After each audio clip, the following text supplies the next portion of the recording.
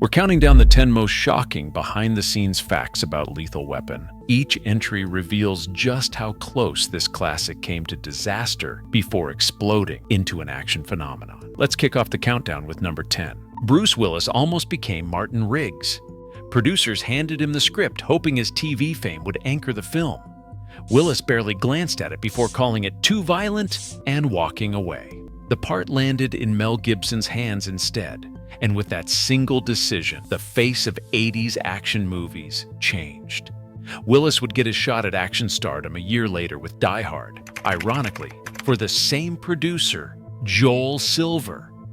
Both films even shared composer Michael Kamen, one choice, and Willis missed out on the buddy cop legacy that would define a decade.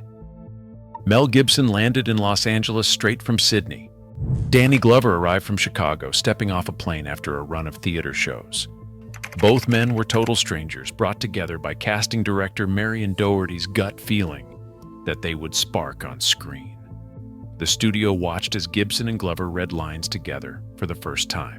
Within minutes, producers saw something electric, an instant connection that no one could fake.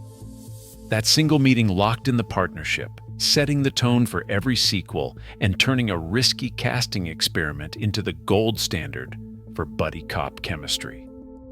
Fresh off directing 2 Star Trek blockbusters, Leonard Nimoy was handed the chance to take the reins on Lethal Weapon. The studio wanted his steady hand after his success with Star Trek 3 and 4, but Nimoy took one look at the script and turned it down flat. Action wasn't his style, he said. Instead, Nimoy chose to direct 3 Men and a Baby, a family comedy that would go on to become 1987's biggest box office hit. With Nimoy out, producers turned to Richard Donner, whose darker, character-driven approach gave Lethal Weapon its edge and attitude. Rumors still swirl that Mel Gibson loaded a real bullet into the gun for Riggs's infamous suicide scene, pushing the set to the edge of disaster. The truth is less reckless, but just as intense. Studio records, union logs, and eyewitness accounts all confirm that live ammunition was strictly banned during filming. Warner Brothers enforced tight safety protocols, and the Screen Actors Guild required full gun safety briefings for every scene involving firearms. The myth likely started from Gibson's reputation for method acting and the raw emotion he brought to that moment, but no credible evidence supports the live bullet story. The real risk on set came from the stunts, not from breaking safety rules with loaded guns. The final showdown between Riggs and Mr. Joshua wasn't just a Hollywood brawl. It was a test of endurance for everyone involved. The fight was shot across 4 consecutive nights, each one running from dusk straight through to dawn. Director Richard Donner brought in Rorion Gracie, a pioneer of Brazilian Jiu-Jitsu, to craft moves that had never been seen in an American action film. Gibson and Busey spent weeks drilling triangle chokes, body locks, and guard escapes, all under Gracie's watchful eye. For the cameras, techniques were adjusted for safety and visibility, but the sweat and exhaustion were real.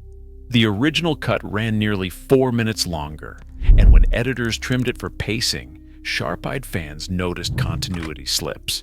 A bruise here, a ripped shirt there. What made it to screen was raw, technical, and years ahead of its time, setting a new bar for martial arts realism in Hollywood.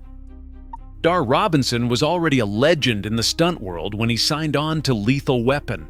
He trained Jackie Swanson for the opening high-rise fall, bringing his signature obsession with safety and innovation to the set. Robinson wasn't just a daredevil, he was an inventor.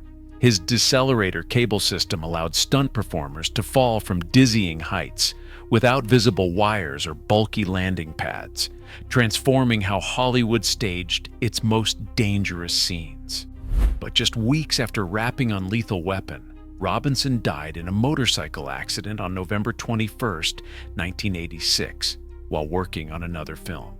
He never saw the movie's release. The closing credits carry a simple, powerful dedication to his memory, a reminder that the risks behind the camera were as real as anything on screen. And that one man's drive to push the limits left a mark on action cinema that still endures. Jackie Swanson's first day on set meant standing on the edge of a 35-foot drop, high above the Los Angeles pavement. For the film's unforgettable opening, she didn't ask for a double. Swanson took the leap herself, falling backwards off the balcony in a single, heart-stopping motion. Underneath her, the effects team hid an enormous airbag, but even that wasn't enough to sell the illusion. They covered the airbag with a life-sized painting, driveway, cars, every detail matching the real scene below. The camera held on Swanson as she fell, with no cutaway, letting the audience feel every inch of that dizzying drop. The shot only cuts at the last possible second, just before impact. It's a perfect blend of old-school stunt daring and clever visual trickery, all anchored by a real actress risking the fall. That's the kind of practical movie magic you can't fake. The original ending for Lethal Weapon had Riggs and Murtaugh battered, but alive, saying their goodbyes outside police headquarters. That was supposed to be it. A gritty, one-off story about two broken cops surviving the worst week of their lives. But Warner Brothers saw something else. Sequel potential. Studio memos demanded a new finale, one that left the door wide open. So Richard Donner reshot the ending, swapping the lonely street for Murtaugh's home on Christmas Eve. Instead of walking away, Riggs shows up at the family dinner table, invited in from the cold. This wasn't just a warmer send-off, it was a calculated move. By bringing Riggs into Murtaugh's family, the studio set up a world audiences would want to revisit. The franchise was born not in a blaze of gunfire, but over turkey and tinsel. That last-minute rewrite turned a bleak cop drama into the launch pad for 4 sequels and nearly $1 billion in box office returns. Shane Black was a broke 23-year-old UCLA grad when he hammered out the first draft of Lethal Weapon in less than 6 weeks. He wrote through the night, fueled by takeout and anxiety, convinced that nobody would ever buy a script this wild. The early pages were pure chaos. Helicopters crashing onto Hollywood Boulevard, heroin raining from the sky, action dialed up to 11. When the draft was done, Black hated it. He tossed the whole thing in the trash, ready to walk away. But something nagged at him. He fished the script back out, cleaned off the coffee stains, and sent it to his agent. Within days, a bidding war exploded. Warner Brothers paid $250,000 up front, plus another $150,000 when production started, a record-shattering sum for a first-time writer. That 6-week gamble, nearly lost to a garbage can, became the voice of a new kind of action movie. Dark, funny, and totally unpredictable. Sometimes genius really does come from chaos and doubt.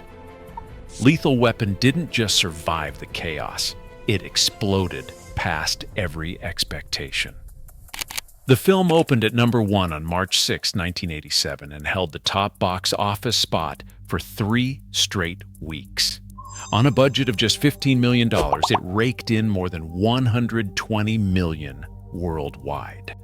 That's an 8-fold return, a figure that sent studio heads scrambling to greenlight sequels. The impact didn't stop at ticket sales. Lethal Weapon scored an Academy Award nomination for Best Sound, standing shoulder to shoulder with prestige pictures of the era. But the real legacy is the franchise it launched. With 4 films and a TV series, the Lethal Weapon name has pulled in nearly $1 billion to date. What started as a risky script and a series of near misses became a juggernaut, proof that sometimes, out of total mayhem, movie history gets made. There's never been another buddy cop film with this kind of reach or this kind of staying power. From Bruce Willis's near miss at number 10 to the franchise launching reshoot and Shane Black's 6-week script sprint, these 10 shocking facts reveal that chaos and risk powered every stage of Lethal Weapon's creation. Across all entries, a clear pattern emerges. The film's success wasn't just luck, it came from bold decisions, last-minute gambles, and boundary-pushing stunts. Surprising moments like Jackie Swanson's 35-foot backwards leap and the dedication to stunt legend Dar Robinson underscore how real danger and genuine ingenuity shaped the final product. The list ranked each fact by its impact, from casting gambles and creative pivots to the ultimate box office triumph, reminding us that the line between disaster and masterpiece can be razor-thin in Hollywood. In the end, Lethal Weapon stands as a testament to how cinematic legends are born, not from flawless planning, but from embracing the unpredictable, surviving the mayhem, and turning every twist into movie history.